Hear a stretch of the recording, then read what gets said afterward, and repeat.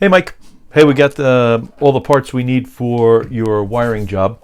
So we've got this wire, as you can see here. It's basically four different strands. So it's got red, white instead of black, a blue, and a green. So I think it's got the four different wires. The width is a little bit wider than what you have, which will be fine.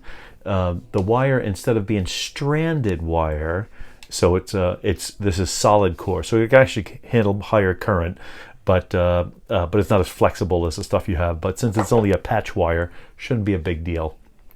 Then for the attachments, what I do is I pick these up, and these will basically they're the same thing as you have, except they just require one screw instead of two. If you don't like these, I'll pick up something else instead. It's a little bit closer to what you have, but you can see it just wraps around the wire like this, and then you put one screw in to the plastic inner fender well. The screws I bought are all stainless steel, so they won't rust. They're 5/8 of an inch long. Do me a favor, measure your screws, see how long they are, and we'll see if I need to return these or not. Because there is a 1/2 inch version. From the picture you sent, it looked closer to 5/8. That's why I picked those up. I got 24 of them, so you got plenty of screws there. And you got 18 of these clamps, so you got plenty there as well. Also, I got this heat shrink. If you really, really want to do a professional job, you actually slide this tube over the wire, do the crimp, slide it back, cover the wire, and then take a heat gun or a hair dryer to it. It'll encapsulate it, and it will stop any moisture from getting to the connection. So that's the super professional way of doing it. The simple way is I got you two things of electrical tape that you can use to just wrap the wire. So you'll just take it, you'll wrap it around, and then seal the joint, stop water from getting in there and corroding the ends. Okay, so next we're going to do is I'll show you how to basically cut the wire and put the crimp on it. So you can see you basically leave about a 1/4 of an inch of the exposed wire there.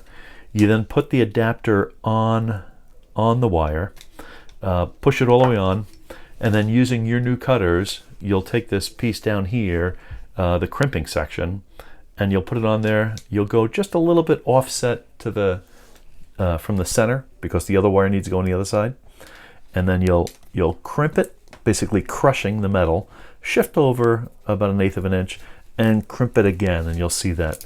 And then you always want to test it, do a good tug on it, make sure the wire's not going to come out. You'll then put from the car, you'll put the wire in that side, and then do those two crimps as well. So that's all it takes to cut the wire. It's 18 gauge, but it seems to work best in the 20 gauge slot. I guess it depends on how you read that, but so again, leave about a 1/4 inch or so. I cut a little bit too much. I should expose a little too much there. Again, put the end on.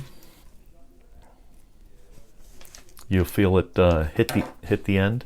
Go to the crimping portion and crimp. And again, the second crimp. And always do the test. Okay. Now you'll see I purposely offset these. The reason is because 4 of them all together will be too thick when you go to tape it. So by offsetting them a little bit, the wire bundle won't be so thick when it all comes together. Okay. Hope that all makes sense. Let me know if you have any questions. Love you.